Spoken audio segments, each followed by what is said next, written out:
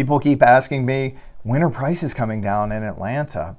Well, let me show you the single most important statistic to know about prices in Atlanta at the start of the spring market in 2023. Now I'm going to give you the big picture on Atlanta prices here.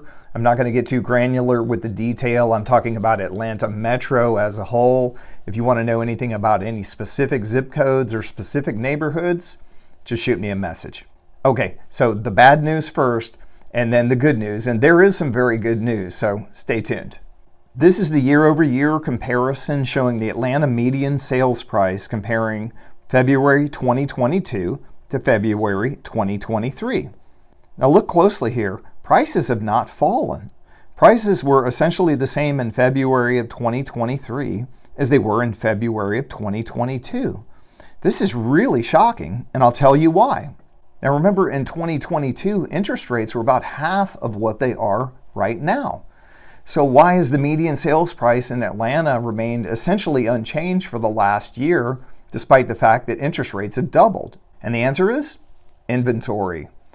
Inventory is, of course, how many homes are currently for sale. The lack of homes for sale in Atlanta has been an ongoing challenge. Now, the easiest way to phrase this is that the number of homes for sale in Atlanta has increased a little, but buyer demand has decreased quite a lot. Now, you add those two things together, and we're getting somewhat closer to the balance point I discussed in my last market update video, which I'll link up top. The silver lining here is that prices do seem to be stabilizing due to somewhat increased inventory and greatly reduced demand.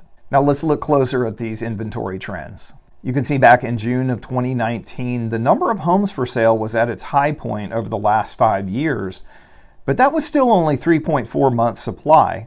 That means that if houses stopped being listed, every home would be sold in 3.4 months at the current sales rate. The number of homes for sale, of course, fell off a cliff in 2020 with the start of COVID and stayed insanely low through 2021. 2021 was the Wild West of Atlanta real estate when every home for sale was generating 20 or 30 offers. And if you look at this chart, it's pretty easy to see why. Inventory really didn't start to recover until 2022 when interest rates went up. The reduction in demand gave supply some time to catch up, and you can see the trend is moving in the right direction, but we're still a ways off from catching up. Now for the good news. The reality on the ground feels very different from what the numbers might suggest. For the buyers I've been working with, we've found some excellent homes that I think are terrific values. No bidding wars, just smooth, predictable home purchases. And frankly, predictable is good. Now the key to all of this is days on market, which is how long does it take a house to sell once it's been listed. You can see back in 2021, the average days on market was 5 days. That means the house is listed and goes under contract in 5 days. It's insane. People didn't have time to think and do any comparison shopping. You had to make a snap decision. And of course, this led to higher prices every single month. Now look where we are, at an average of 30 days on market. So now we have relative price stability and houses are taking an average of 30 days to sell. That gives you so much more time to shop and consider. You're not under pressure. You're not trying to make snap decisions.